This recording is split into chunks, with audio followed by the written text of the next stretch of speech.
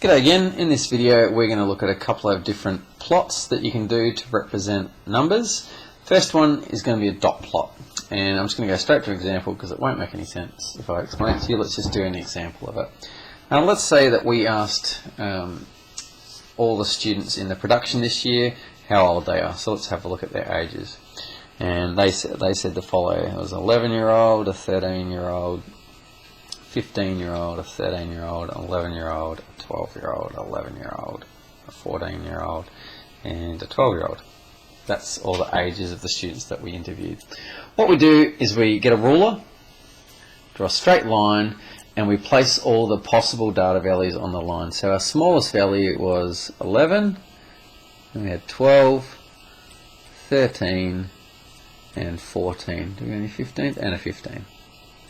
15, okay? And so each data value that we come along, we draw a dot above the line to represent a data value.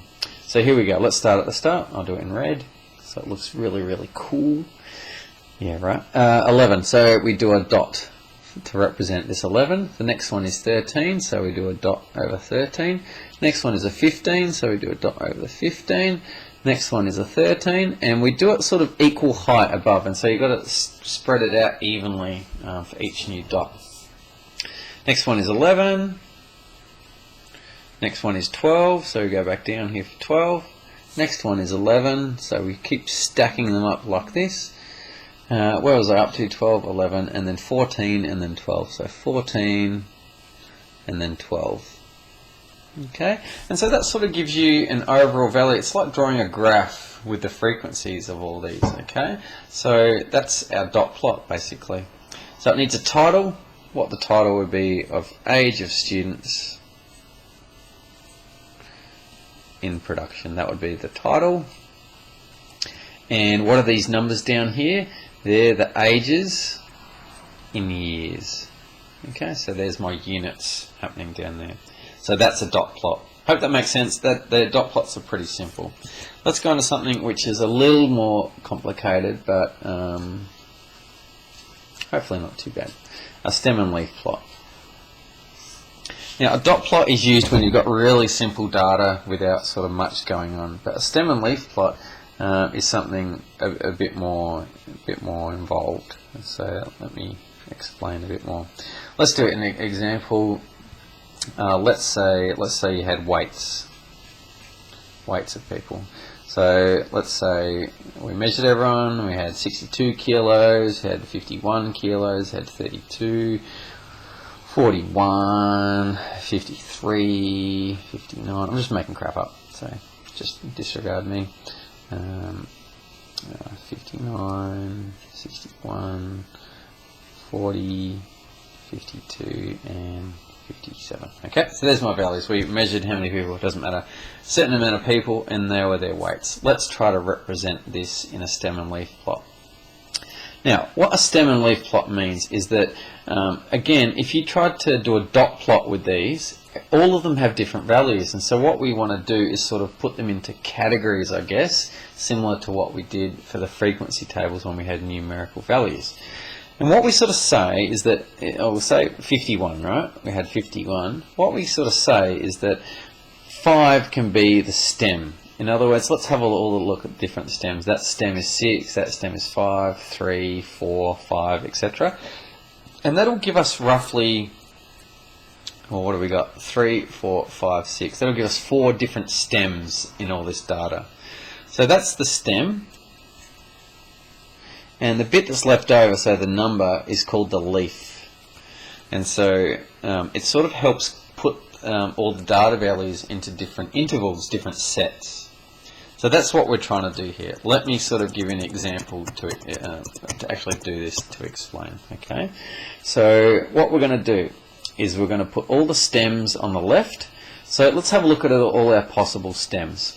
Like we said, we've got 6, 5, 3, 4, 5, 5, 3. So the stems we have are 3, 4, 5, and 6. So we write them 3, 4, 5, and 6, and we draw a line sort of next to it. These are our stems. And basically what we do is we go through all the data and just write all the numbers next to the stems as leaves. So let's do this. I'll show you what I mean. 62.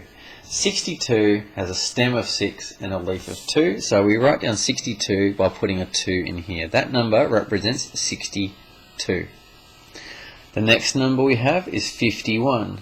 So what do we do in here? We write down 51. That number represents 51. Next, 32 goes up here.